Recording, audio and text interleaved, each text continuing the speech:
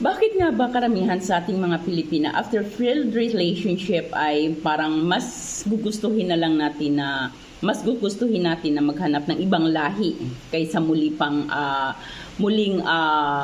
maghanap ng kalahi natin like Pilipino.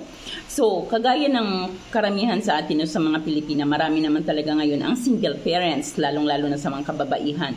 So, after failed relationship, mas pinipili natin na humanap ng ibang lahi, kagaya po ng foreigner. Bakit nga ba?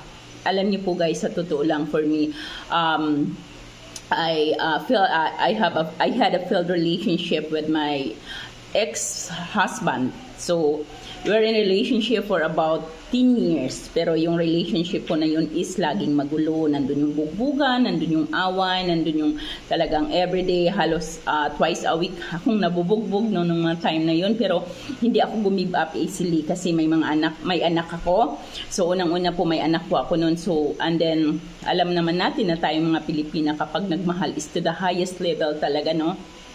Kaya talagang hindi po ako noon gumive up. Talagang nagtiis ako for 10 years. Pero dadating din pala talaga sa point na magsasawa ka sa relationship na alam mong hindi na healthy. Kaya naman after kong isilang yung aking bunso, I decided na makipaghiwalay sa kanya. So 3 months pa lang yung bunso ko noon. Talagang nag-decide na ako dahil ayaw kong lumaki yung anak kong lalaki, yung bunso ko na nakikita niya kung paano ako sasaktan or paano ako binubugbog, kung paano kami nagbabangayan. So nag-decide po ako and then dumaan po ako sa grabing after ng panganak ko. Marami akong pinagdadaanan na talagang halos ikawala na sa katinuan ko. So nag-decide ako na tama na. So after noon talagang nag-promise ako sa sarili ko na hindi na ako, I will never get involved to any Filipino guy anymore. So talagang nakawala na talaga ako ng interest sa Pilipino. So after po noon talagang wala na talaga akong plano pang kumatol sa Pilipino. Siguro dahil na rin po sa karanasan ko sa partner ko noon. No? Although hindi ko naman pinagsisisihan dahil talagang nagkaroon naman akong dalawang malaking blessings, which is ito po yung aking mga anak. So ayan po yung hindi ko talaga pinagsisisihan, ang pagkakaroon ko po ng dalawang anak sa kanya na nagiging dahilan ng aking pagiging matatag. Nagiging matatag ako para sa mga anak ko sa kabila ng maraming trials na dumating sa aking buhay. Pero hindi na po talaga ako nagka-interest sa Pinoy, pero maraming maraming magbabash dito, pero ito po talaga. So after nan, ayun po, nag-start po akong sumali ng mga dating site. After po noon, nag-start po akong sumali ng dating site, nagbabaka sakali na makatagpo ng isang totoong magmamahal sa'yo, foreigner na totoong magmamahal sa'yo, which is nangyari naman po talaga, no? Nangyari naman po talaga, nagkaroon po ako ng foreigner partner na talagang sobrang mapagmahal. Sobra pong mapagmahal, talagang sobrang magpahalaga sa akin. At ito po ay isang Canadian. So nagkaroon kami ng relationship for almost 4 years. At talagang pinaparanas niya sa akin kung ano nga ba, doon ko naranasan sa kanya kung paano nga ba mahalin, kung paano ako kapapahalagahan. Talagang nafe-feel ko sa kanya kung paano niya ako itrato, parang tinatrato ko. Para bang I am the only woman exists in this world. Talagang pinaparanas na yun sa akin. Hindi lamang sa akin, kundi ganun din sa mga anak ko. Talagang itinetreat niya yung mga anak ko na parang sarili niyang anak.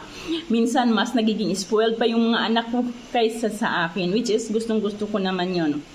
Kasi talagang alam niya na magiging masaya ako kung talagang itatrato niya yung mga anak ko ng higit pa sa pagmamahal niya sa akin. Sabi nga niya sa akin kung anong nararanasan, kung anong na-experience, kung ano ang mga ibinibigay niya sa mga totoo niyang anak, is ganun din ang gagawin niya sa mga anak ko. So, we're in relationship for almost 4 years. So hanggang sa dumating yung time na nagkakaroon ng health issue, nagkaroon siya ng health issue sa kanyang sarili, no? So medyo masilan kasi yung sakit niya kasi kailangan niyang palitan ng puso. So ayun po. sinabi niya sa akin noon, although hindi talaga ako, ayaw ko talaga sanang pumayag, pero sinabi niya talaga sa akin na mahal niya ako at ayaw niya nakikitang nagtitiis ako, ayaw niya nakikitang nahihirapan ako dahil sa kanyang sitwasyon.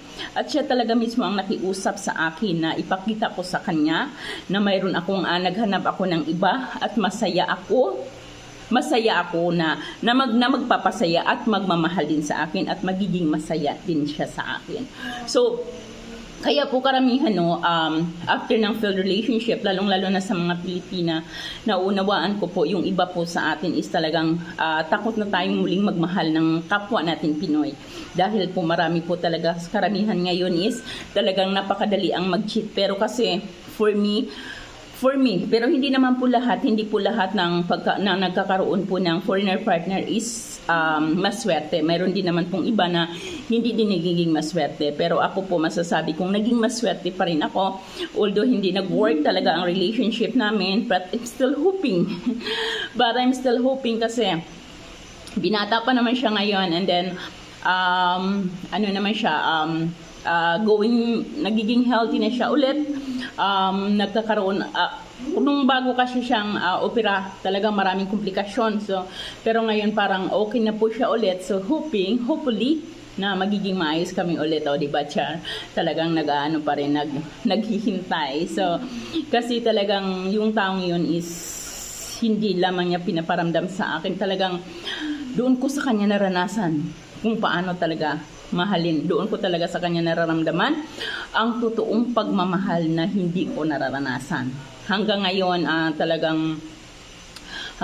is talagang hindi siya basta-basta mawawala sa puso ko. Hindi siya basta-basta mapapalitan dahil talagang mayroon siyang espesyal na bahagi ng aking buhay, hindi lamang ng aking puso, kundi bahagi na rin siya ng aking buhay. Kaya ito po yung naging reason kung bakit yung mga Pilipina is mas gusto nilang pagkakaroon ng foreigner partner after ng failed relationship, dahil masasabi ko po is lalong-lalo na kapag yung ating mga ka-relationship is mas may edad sa atin. Alam nila kung paano padalhin. Alam nila kung paano ipaparana sa iyo ang totoong pagmamahal. Kaya hindi ko po masisisi yung iba na talagang kumakapit sila sa talagang umaasa na makahanap rin ng foreigner partner. Kasi for me po, ang foreigner kasi hindi sila tumitingin kung ano man yung nakaraan. Ang importante po sa kanila ay makasama ka sa kasalukuyan.